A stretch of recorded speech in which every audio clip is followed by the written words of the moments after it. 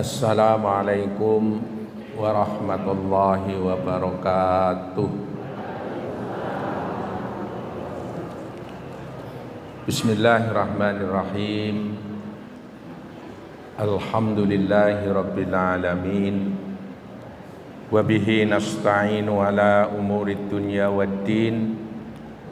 Wassalatu wassalamu ala sayyidil anbiya'i wal mursalin, Nabiyyina wa maulana Muhammadin wa ala alihi wa sahbihi wa man tamassaka bihadihi ila yaumiddin, amma ba'd.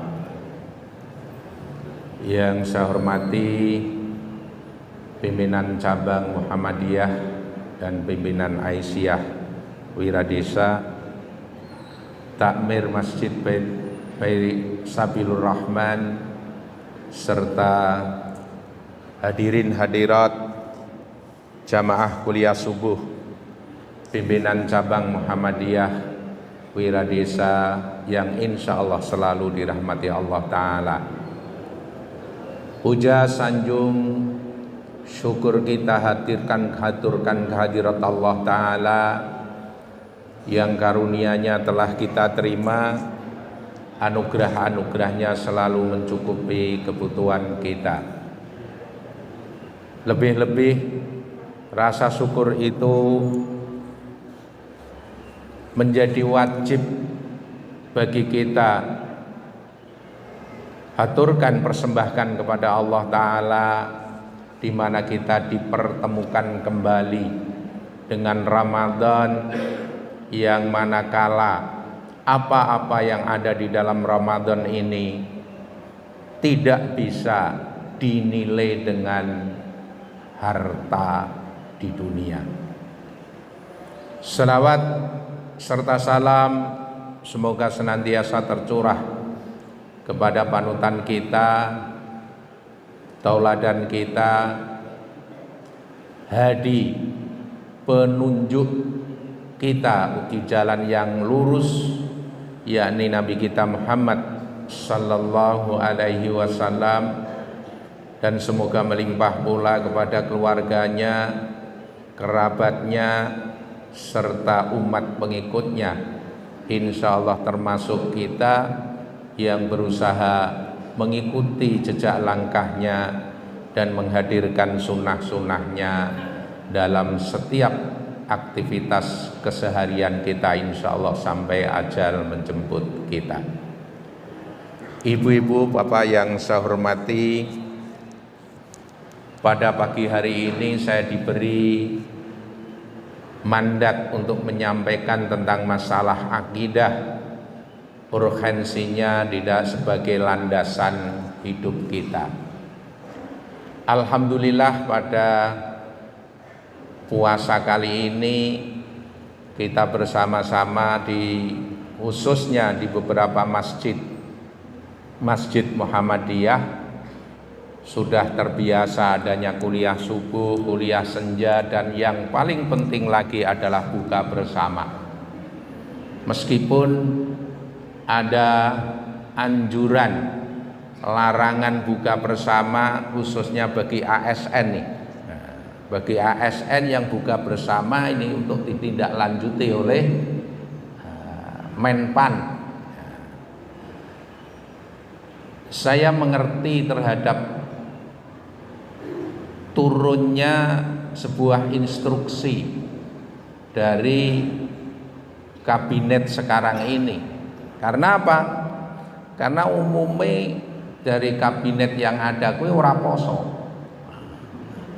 Wong ora poso kok ngadake buka bersama. Yang membuat sendiri saya tahu kan. Sehingga apa, menghambur-hamburkan uang wong ora do poso kok mengadakan acara buka bersama. Oleh karenanya inilah anekdot negeri ini yang begitu lucu kalau dipikir secara mendalam. Lebih-lebih lagi ketika Menko Polhukam dan juga PPATK yang memberikan informasi tentang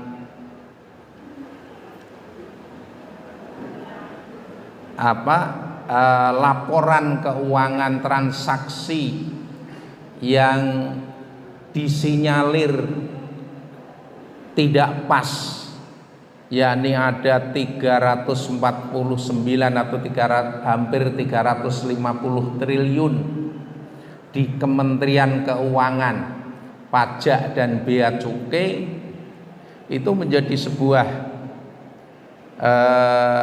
titik Pandora yang disebabkan oleh penganiayaan dari David dengan siapa itu, penganiayaan itu ya, petugas bea cukai. Ini karena apa? Karena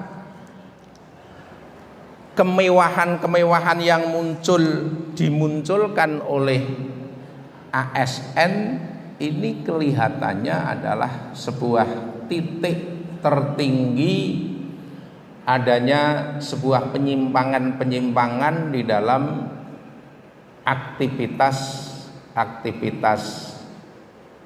pembuat kebijakan di negeri ini.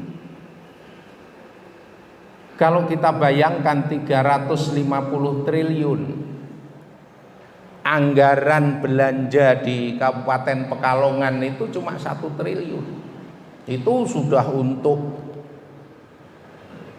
gaji, sudah untuk macam-macam, itu 1 triliun. Oleh karenanya nek 350 ku bisa nggo gawe bangun 350 kabupaten. Mengapa terjadi penyimpangan di dalam kehidupan? Ya karena tadi akidah yang tidak paralel kepada Sang Pencipta menyebabkan penyimpangan yang ada. Lah apakah mereka tok yang menyimpang seperti itu? Ya, karena mereka punya kesempatan. Koyo-koyo awake dhewe nek duwe kesempatan juga seperti itu. Sing ngomong juga koyo kuwi. Nek diberi kesempatan, apa maneh sing ngantukan. Sing ngaji ngantuk ya tambah nemen. Nah, oleh karenanya disinilah diperlukannya watawasau bil haqqi watawasau bis sabr. Saling berwasiat, saling mengingatkan satu sama lain. Nah, itu menjadi sebuah keharusan bagi kita untuk agar supaya bersama-sama menjalani kehidupan ini sesuai dengan keridhaan Allah Subhanahu wa ta'ala. Kalau bicara tentang akidah itu apa sih? Akidah itu sebuah ikatan yang ada dalam hati atau keyakinan hati yang kemudian dari keyakinan itu lalu diperjuangkan di dalam kehidupan sehari-hari. Itu akidah. Jadi akidah itu bersifat umum. Tapi kalau dikaitkan dengan Islam, maka akidah Islam itu adalah keyakinan yang muncul dari rasa iman kepada Allah Subhanahu wa ta'ala, iman kepada para malaikat, iman kepada Rasul, iman kepada kitab, dan iman kepada hari akhir, serta iman kepada qadha dan qadarnya.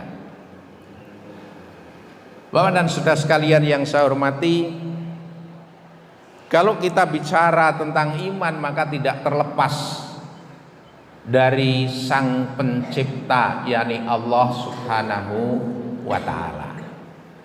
Zatnya, sifatnya, perbuatannya, af'alnya, itu semuanya menjadi satu kesatuan yang harus kita mengimaninya.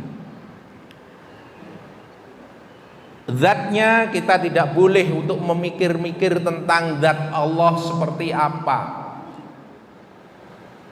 karena la tutrikuhul absar wa huwa yudrikul absar wa huwal latiful khabir.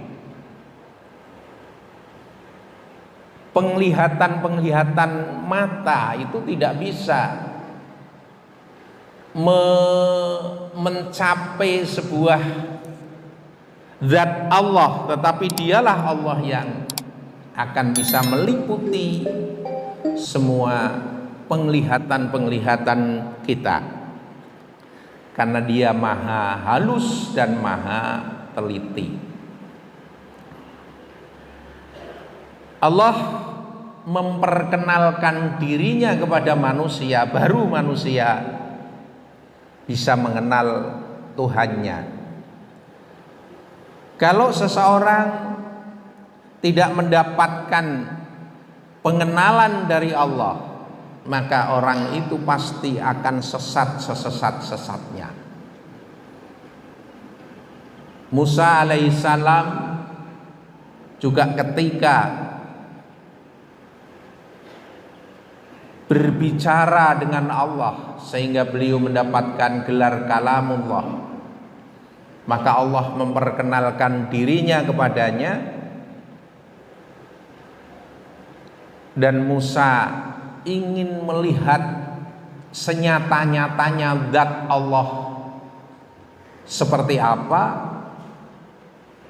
Lalu Allah memberi gambaran, kalau engkau bisa melihat gunung ini, maka engkau akan mampu melihatku. Maka faja'alahu dakka, gunung itu dijadikan sebagai berguncang seguncang-guncangnya. Lalu Musa pingsan karena penglihatannya tidak mampu mencapai penglihatan gunung saja, ciptaannya saja tidak bisa dicapai, apalagi mencapai penglihatan zat Allah Ta'ala. Lalu sifat-sifatnya, sifat Allah adalah sifat yang semuanya adalah sifat menuju ke arah kesempurnaan, yang biasa dikenal dengan asma-asmanya, melekat pada asmanya Ar-Rahman, Ar-Rahim, dan seterusnya. Dan juga walillahil asmaul husna, dan baginya adalah nama-nama yang baik, fat'uhu, maka mintalah kepada asma-asmanya, kepada Allah, bihar, melalui asma, nama-namanya.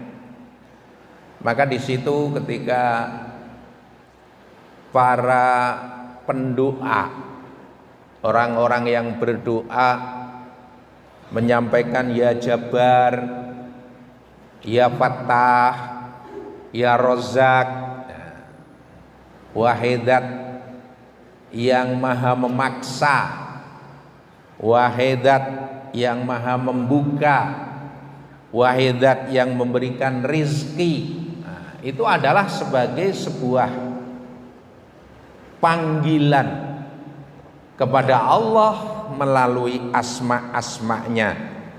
Walladzina yulhiduna fi asma'ihi, dan mereka-mereka yang menyalahartikan terhadap asma-asmanya, asma yang baik lalu disalahartikan untuk kepentingan-kepentingan yang tidak baik. Apakah ada? Dari sejak zaman dahulu terhadap asma-asmanya, nama-namanya maupun sifat-sifatnya itu dipelintir untuk kepentingan-kepentingan pribadi yang bisa jadi adalah ditunggangi oleh makhluk-makhluk astral yang tidak terlihat oleh kita. Kalau orang terdahulu ini yang namanya surat Al-Ikhlas Qul huwallahu ahad, Allahus somad, lam yalid walam yulad walam yakul lahu kufuwan ahad, yang biasa dikenal kita menyampaikan sebagai surat Al-Ikhlas. Tapi bagi mereka orang-orang yang menyalahartikan kulhu ini, dijadikan sebuah momentum untuk meminta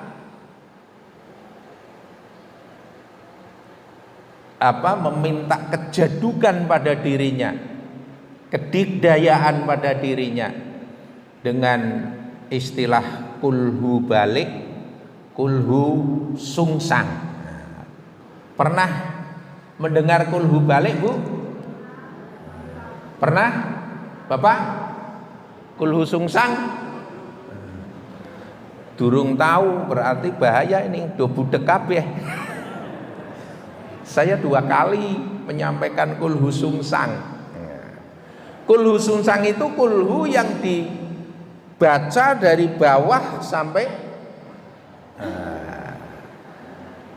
di bawah. Yang kul itu menjadi yang paling akhir, itu kulhu sungsang. Istilah Jawane kadang-kadang dianggap sebagai cebol minger, cebol minger. Nah, inilah bentuk menyalahartikan kalamullah dan juga sifat asma-asmanya. Ya Jabbar, yang maha memaksa. Itu bagi mereka yang kejadukan itu, Jabbar itu kalau disertai dengan hantaman, itu dinyatakan bahwa sing ngantem kuwi dudu awake dhewe, tapi sing ngantem adalah Allah. Jadi menganggap bahwa Allah itu tukang pukuli. Ini adalah merupakan penyalahgunaan dan penyalahartian terhadap asma, sifat maupun af'al Allah Subhanahu wa taala. Nah, kalau penyalahartian dan penyalahgunaan itu, maka siapa yang menunggangi? Yang menunggangi adalah makhluk-makhluk yang dulunya pernah menguasai bumi ini tapi sudah diusir dari alam kasunyatan menjadi ke alam yang tidak terlihat. Lah bagi mereka-mereka yang punya kemampuan dan nakal, maka masih ada keinginan untuk mengenyam kenikmatan-kenikmatan dunia sehingga melintas batas dari frekuensi yang tidak terlihat menuju ke arah frekuensi dimensi manusia. Maka orang-orang yang berhubungan dengan dimensi-dimensi yang terlihat itu dimanfaatkan oleh makhluk-makhluk astral, bersama-sama menikmati dunia. Maka di dalam surat Jin, di dalam ada ayat yang menyebutkan bahwa seorang laki-laki dari kalangan manusia ya'uduna minal jin, meminta perlindungan kepada jin, fazaduhum rohaqo, maka ia akan mendapatkan kebinasaan. Bapak dan saudara sekalian yang saya hormati, akidah yang lurus, akidah Islamiyah adalah keyakinan-keyakinan yang timbul dari ayat-ayat Al-Quran, pengenalan terhadap Allah Subhanahu wa ta'ala, sifat, kemudian nama, zat, serta perbuatan-perbuatannya. Maka bisa terjadi menjadi 4 hal: uluhiyah, rububiyah, mulkiyah, dan asma wa sifat. Kalau di dalam salafi itu tauhid itu ada 3 toh. uluhiyah, rububiyah, dan asma wa sifat. Apa itu uluhiyah? Uluhiyah adalah keyakinan bahwa Allah lah satu-satunya yang menjadi tempat kita mempersembahkan ibadah kita, satu-satunya zat yang menerima persembahan doa-doa kita, satu-satunya zat yang menerima persembahan pengorbanan kita. Itu adalah uluhiyah. Maka pengorbanan sebesar apapun atau sekecil apapun, kalau itu diperuntukkan kepada yang selain Allah, maka ia di dalam kesesatan yang nyata. Di dalam sebuah riwayat Imam Ahmad, Rasulullah Shallallahu Alaihi Wasallam bersabda, "Dakhalal jannata rajulun fi dzubabin." Seorang laki-laki masuk surga disebabkan karena lalat. Wa dakhalan naro rajulun fi dzubabin, dan masuk neraka seorang laki-laki disebabkan karena lalat. Qalu, kemudian para sahabat bertanya, wa kaifa dzalika ya Rasulullah? Bagaimana bisa demikian wahai Rasulullah? Lalu Rasulullah memberikan penjelasan, marra rajulani ala qaumin, dua orang melewati suatu kaum, lahum sonamun, kaum itu memiliki berhala, layat juzuhu ahadun hatta yuqarriba lahu syai'an. Tidak boleh seseorang melewati kaum tersebut kecuali kalau sudah berkorban, mempersembahkan kurban kepada berhala mereka. Faqalu li ahadihima, maka berkatalah mereka kepada salah seorang darinya, qarib, persembahkan kurbanlah. Qala laisa indi syai'un uqarrib, saya tidak memiliki sesuatu yang bisa dipersembahkan.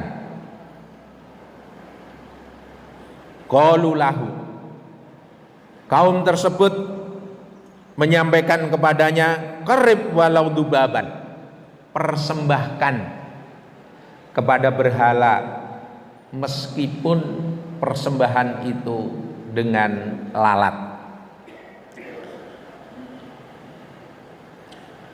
Faqarraba dubaban, kemudian orang tersebut mempersembahkan kepada berhala seekor lalat. Fahallu sabilahu, kemudian diperbolehkan orang tadi melewati jalannya. Fadaholan nar, maka orang yang mempersembahkan lalat untuk berhala kaum tersebut masuk neraka. Wa qalu lil akhar, kemudian kaum tersebut berkata kepada yang lain, qarib, persembahkanlah kurban. Kemudian dijawab, ma kuntu li aqraba li ahadin syai'an dunallah, saya tidak mungkin akan mau mempersembahkan sesuatu selain kepada Allah. Fadarabu unuqahu, kemudian dipenggalah lehernya. Fadakhalal jannah, kemudian orang itu masuk surga. Bapak dan saudara sekalian yang saya hormati, dari hadis itu memberikan sebuah pemaknaan bagi kita bahwa keikhlasan untuk menyampaikan sesuatu korban kepada Allah atau korban kepada yang selainnya tidak dimaknai besar atau kecilnya, remeh atau berartinya, tetapi adalah perbuatan itu sendiri. Ketika mempersembahkan sesuatu kepada yang selain Allah, orang itu sudah keluar dari akidahnya, dari akidah Islam, akidah yang lurus. Sehingga keluarnya orang dari akidah, maka orang itu sudah melangkahkan kakinya menuju ke arah neraka. Maka iman kepada Allah itu menjadi cekelan, menjadi pegangan pokok yang harus diperjuangkan dalam segala keadaan. Ketika perbuatan apapun kalau didasari dengan iman, maka insya Allah itu adalah perbuatan yang menyelamatkan kita. Maka dari itu ada seorang sahabat yang amat sangat cerdas yang bernama Sufyan bin Abdillah, yang mempunyai laqab Abu Amr, bertanya kepada Rasulullah, wahai Rasulullah, kulli fil islami qaulan, ajarkan kepada saya sebuah kalimat yang saya tidak perlu lagi untuk bertanya kepada yang lain selain engkau. Lalu Rasulullah Shallallahu Alaihi Wasallam menjawab, kul, katakanlah, amantu billahi fastaqim, beriman kepada Allah kemudian istiqomahlah di dalam memperjuangkan iman yang ada di dalam dada. Bapak dan saudara sekalian yang saya hormati, di sini urgensi akidah yang lurus di dalam kehidupan kita. Di dalam kehidupan sehari-hari, mengapa kok muncul penyelewengan-penyelewengan yang ada, isme-isme yang ada? Nah, itu disebabkan karena rapuhnya iman kita, rapuhnya keyakinan kita akan Allah Ta'ala, rapuhnya pegangan kita bahwa Allah lah yang maha, yang bisa tempat kita untuk bergantung. Oleh karenanya, mari kita bertransaksi kepada Allah. Kita berbaik atau jual beli kepada Allah Subhanahu wa Ta'ala. Apapun aktivitas kita, maka niatkanlah aktivitas itu bukan karena siapa-siapa, tetapi karena Allah Subhanahu wa Ta'ala. Apapun pekerjaan kita, insya Allah kita akan dicukupi oleh Allah, meskipun pekerjaan itu tidak mendapatkan yang seharusnya menurut ukuran dunia. Kita bekerja sebagai ASN, maka bekerjalah untuk Allah, bukan karena nik, bukan karena kita pegawai negeri. Maka kalau kita bekerja kepada Allah, tidak ada lagi korupsi waktu, korupsi uang, penilepan tidak akan pernah ada. Kalau kita sebagai buruh, maka pekerjaan kita buruhnya kepada Allah Subhanahu wa Ta'ala. Maka tidak ada lagi kita leha-leha ketika tidak ada pengawasan, karena yang mengawasi adalah Allah Subhanahu wa Ta'ala. Maka ketika Allah melihat hambanya yang bekerja atas nama Allah kok diberi upah tidak semestinya, maka pasti Allah akan turun tangan untuk mencukupinya.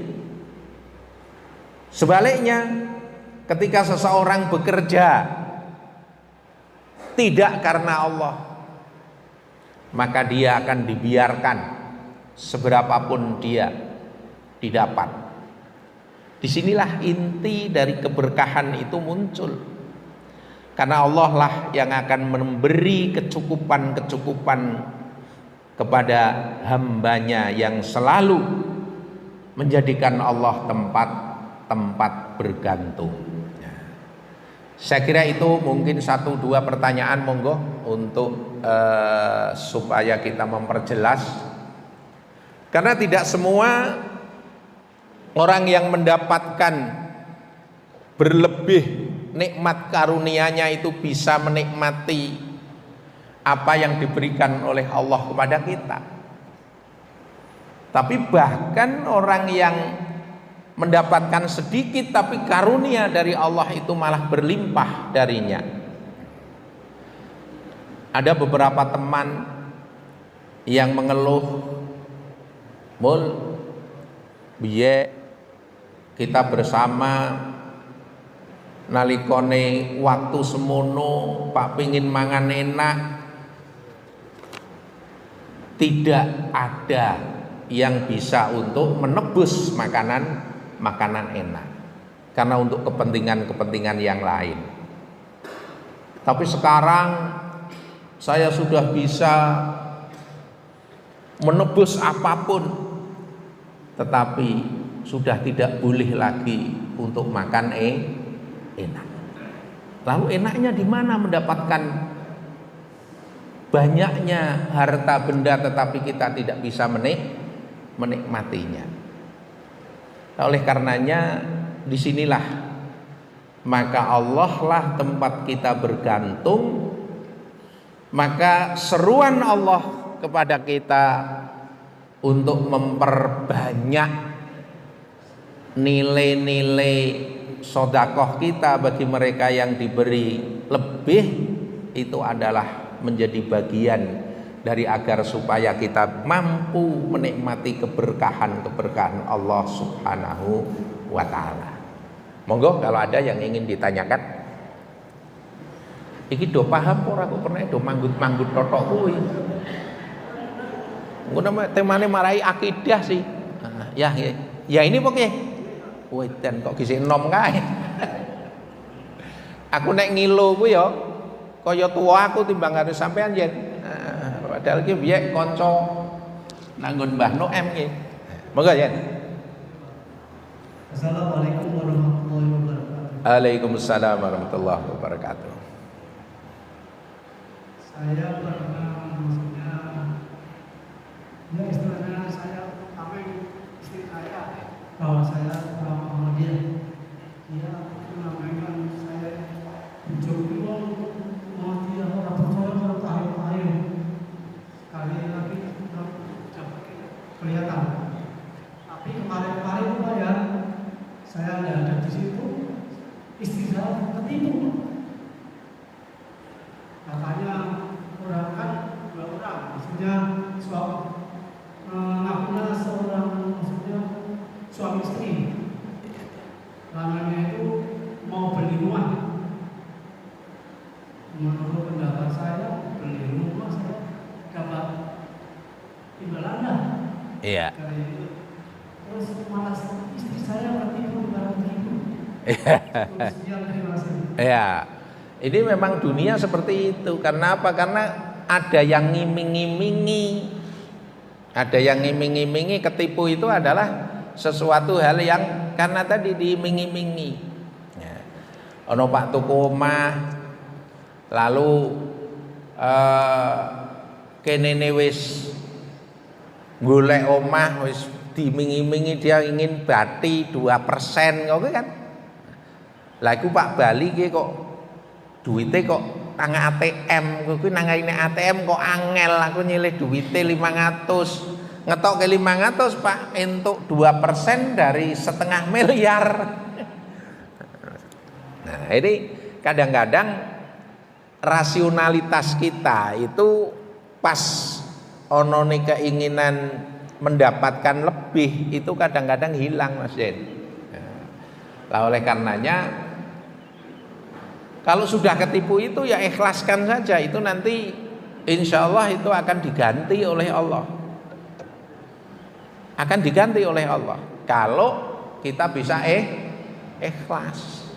Wong kadang-kadang awake dhewe ngisi ngenehi duit 2.000 totok karoan wong-wong sing membawa kotak itu kadang-kadang tidak ikhlas. Awake dhewe ana wong nggawa muni untuk yatim piatu leboni 200 barang donge awan-awan jam 11 sering nggon barokah. Ngene mame ora nyate ngono kuwi weruh lho kuwi mau sing nggawa kuwi kok nyate. Kira-kira priye wis? Asem kae. Aku ngisi 200 2.000 kok nggo gawe nyate.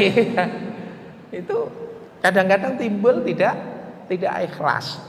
Oleh karenanya terhadap iming-iming yang seperti itu jangan mengeluarkan uang terlebih dahulu.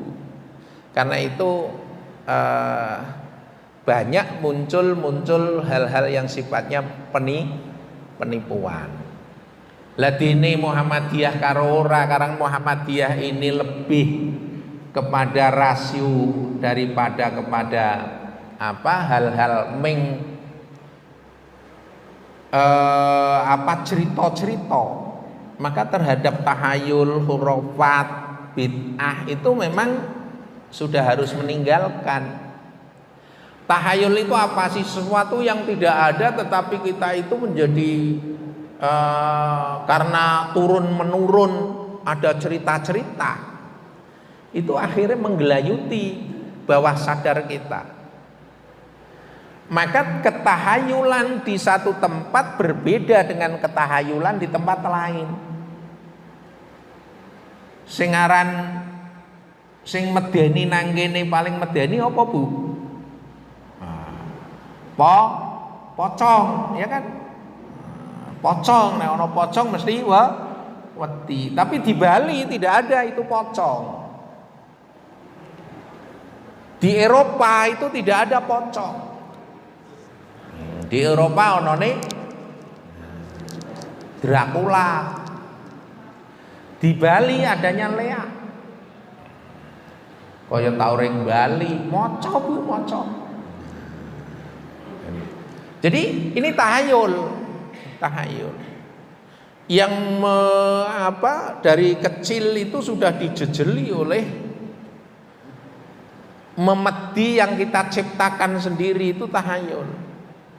Mulane ibu-ibu, bapak-bapak kepada anak kecil itu jangan dijejali memedian yang seperti itu.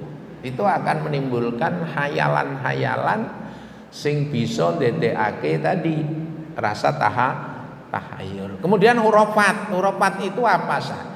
Keyakinan yang dianggap itu bisa mendapatkan sesuatu tapi itu bukan dari ajaran agama, itu hurufat. Sehingga kaya contone kowe nek pengin berkah kowe menziarahi 40 kuburan sing ora dirawat terus menziarahi 40 kali. Itu hurufat. Karena apa? Karena tidak ada dari Rasulullah. Nek pak ziarah saja, tetapi nek kaitane untuk keinginan mencapai sebuah harta yang banyak, ya bukan caranya seperti itu. Termasuk di dalamnya adalah masalah ibadah-ibadah. Seorang pembimbing haji diajak oleh jamaahnya untuk ngancani tawaf. Sebagai seorang pembimbing itu mesti mau luweh-luweh mau lebar tawaf. Aku diter Pak, nggon warung sing enak endi. Itu mesti cemplalang dibimbing untuk tawaf bersama. Sesudah melakukan tawaf ring warung, barang-barang warung dijak bali ngajak maneh, yuk tawaf maneh Pak. Waduh lagi kok tawaf maneh kuwi, lha kok mau wis tawaf kok tawaf maneh. Koncoku haji wingi Pak, saikine mobile kuwi akeh. Kuwi tak takoni nang apa kok kowe bisa saiki uripe kok beres ya. Ku dheke munine nek nggal dinane tawaf ping 7. Sehingga tawaf itu seakan-akan adalah untuk mencapai sebuah keduniaan. Nah, ini yang seperti ini adalah bagian dari khurafat. Maka ketika kita ingin mencapai sebuah kelipatan-kelipatan di dalam masalah nikmat dunia, maka bersyukur itulah. Lah cara bersyukur yang paling mudah dan paling mencakup bagi kita adalah sholat duha. Itu cara bersyukur. Karena Rasulullah SAW menyampaikan bahwa manusia itu dijadikan di dalam dirinya adalah 360 ros-rosan. Maka setiap ruas yang ada di dalam diri manusia itu ada kewajibannya untuk sedekah dan untuk syukur. Maka 2 rakaat duha itu mencukupi untuk syukur 360 ruas. Mulanya kadang-kadang orang ketika sholat duha akhirnya dungone tentang masalah rizki. Ya Allah, nek rizkiku ono ing langit dono. Ya kan? Kalau ada rizkiku ada di dalam tanah, keluarkanlah. Lah memang Allah itu kan duduk apa tukang nyengget. Ya sholat duha saja, maka Allah akan memberikan kepada kita dari arah mana saja, itu terserah Allah. Tidak usah kita kemudian mendikte terhadap kemahakuasaan Allah Ta'ala. Satu lagi mungkin, kalau tidak ada alhamdulillah ya monggo.